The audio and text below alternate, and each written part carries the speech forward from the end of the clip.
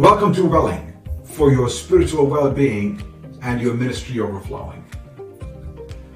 We've been in a huge series, a long one because it is semi-biography, a matter of joyfying life, optimizing trials. I did not want to only present to you principles not born from life, but infused with my own attempt to live out what I'm sharing with you. Over the last several months, I was entrusted with a special health challenge. The reason why I actually got into this passage of James chapter 1, to joyfy life, to optimize trials, so I could live this passage, to test this passage, and then to share this passage with you. But it's not just me, it's many people who have gone through massive trials in their lives. Even as late as last night, I had a young man who was filled with hurt as he shared about some of the marital challenges that he was facing. The world itself has gone through major trials, and crises will never stop. In the early 2020s, I used to spell out COVID as a world of complexity and opposition and volatility, isolation and disruption. Is there a way to go from complexity to coherence, even connectedness? From opposition to opportunity, from volatility to vision, from isolation to innovation, implementation, from disruption to direction. Whether you're going through the previous spelling of COVID or this new spelling of COVID, you will find that you need the very wisdom of God to turn these circumstances of trials and tests and troubles and tribulations into triumph, of joyfying trials, of optimizing life. That's the entire theme of the first part of the book of James, where he is calling for a particular way of meeting the realities of life. These matters that we'll never escape as long as we have this lot called the earth. There's no real permanent solutions in sight. And yet we can joyfy them. We can optimize them in an experiential knowing, not just theoretically or academically or intellectually, but with wisdom, receiving wisdom and applying in life, in applied knowledge, in applied theory, in applied theology during this earthly process. So in our concluding episode, I want to give you 3 summary points.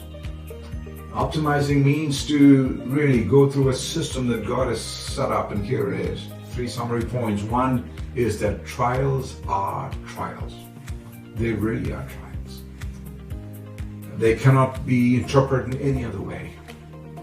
To call trials anything less than trials is to have a magical view of life. Trials are trials. You can joyfy them. You might remember from one of the earlier episodes I gave you a logic of trials, of inputs being trials, of activities being joy, considering counting them joy, of outputs being endurance and outcomes being maturity, and the final vision, of course, is perfection. So trials are trials. Second, wisdom is wisdom.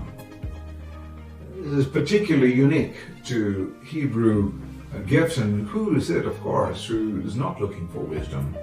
Something that we will need all our life for the sake of endurance, of perspective, of vision, of ability, of stability.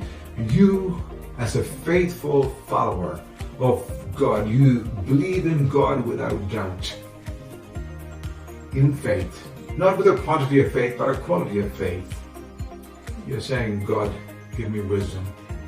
He says, yeah, I'll take the volatility, the uncertainty, the complexity, the ambiguity of a VUCA world and turn them into vision and understanding and courage and action as another person spelled VUCA. We can meet them with joy, because we meet them with wisdom. There's a faith-based joy, just like there's a faith-based wisdom in a faith-based prayer without doubt. You can't have life without trials. Now there are great stretches of time that we go without trials, but whenever we face them, it's simply a reality and feature of life. We've got to have God's wisdom.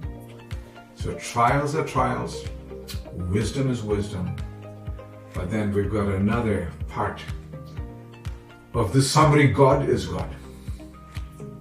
In 2 Chronicles 20, the king is praying, God, we do not know what to do, but our eyes are on you. Is that how you're facing life today? We don't know what to do, but guess what? Our eyes are on God. That's the only way to optimize life. Our Judeo-Christian conviction says that there is no immunity from suffering, no guarantee from suffering, but there's a guarantee of God in the middle of the suffering. Trials are not filled with joy, but you can joyfy trials.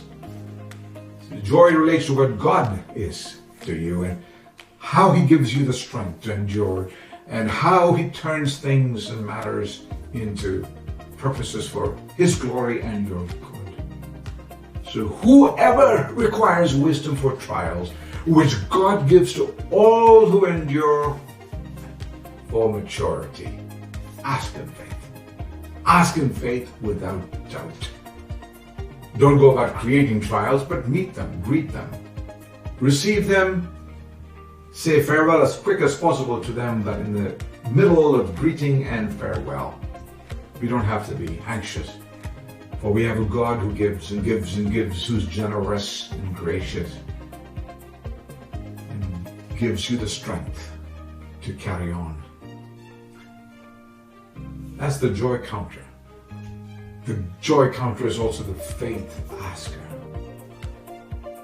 Those three, trials, wisdom, and God, have another triad of prayer, faith, and wisdom. Those three go together. We call them a strain to consistency. There's a thickness distribution across prayer, faith, and wisdom. The thicker the prayer, the thicker the faith, the thicker the wisdom, the thicker the faith, the thicker the prayer, the thicker the wisdom, the thicker the wisdom, the thicker the prayer, the thicker the faith. So always leave room for trials, for growth, for understanding. Remember, however, that you have a God who takes you with wisdom through these trials. So you can be all, as one commentator said, God wants you to be, not all that you want to be, but as God wants you to be, whole and healthy, with integrity, just like God is filled with integrity, with identity, because you derive your identity from God, and your function. God is God in your life. Ultimately, that's the only way we can joyfy life, in your relationship to God. We don't minimize His character, His ability, His purposes, but we optimize life with prayer, with faith, with wisdom. So ask in faith, without doubt, and you will be a joy counter, a life optimizer. Trials are trials, wisdom is wisdom, and God is God. So ask in faith, without doubt, and you will have the staying power to endure towards maturity and completion. Joyfy life. Optimize your trials.